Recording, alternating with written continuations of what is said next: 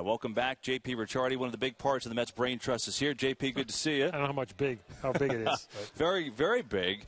Tell the Met fans about the plan, the plan that I'll use in quotes, because when you guys got here, look, this whole thing needed to be overhauled. And in the minor league system, you've done that. You got a bunch of young arms.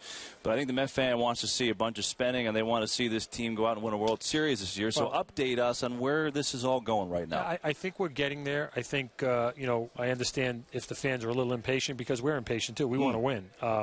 I think, our drafts have been good. I think we've got some players coming through the system now that ultimately will be in New York sooner.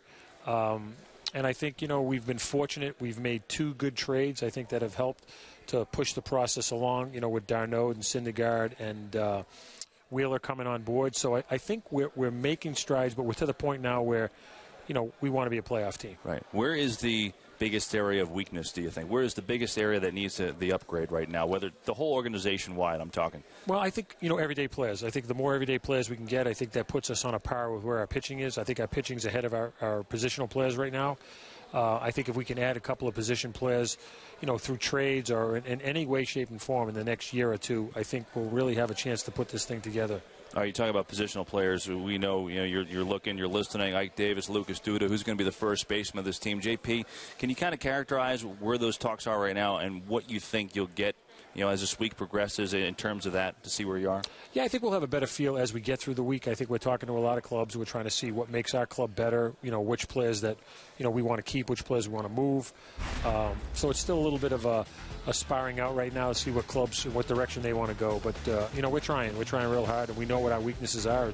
We'd like to address offense as much as we can, and hopefully we'll be able to do that. What kind of return do you expect for both those guys? They're certainly a little different, but both in some ways unproven. What do you think you can get back? Is it a major league ready player? Is it a bench player? Is it a minor league talent? What do you think would be the market for a player like that? Well, I think with all your players, not just a couple of guys you're talking about, I think you're always trying to get the maximum back on any play you're dealing, whether it's a higher echelon minor league player, whether it's a piece at the major league level. So I think any player that we're talking about, you have to look at and say, is it better?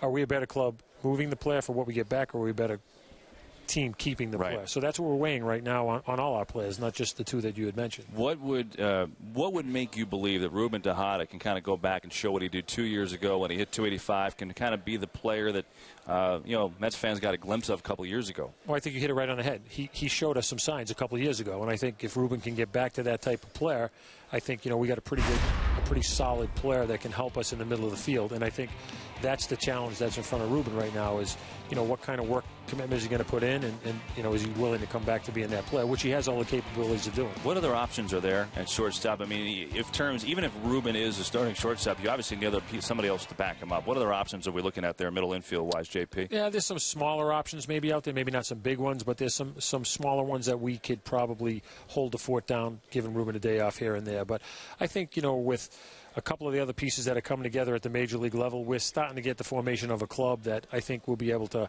carry someone at shortstop like Ruben. What is the number one thing that you want to get out of this week? What do you want to leave here, go back to New York with? I don't know if it's one thing, but I think it's like every time you come out of the winter meetings, you want to feel like you're a better club than when you came in, and I think we're going to have an opportunity to do that.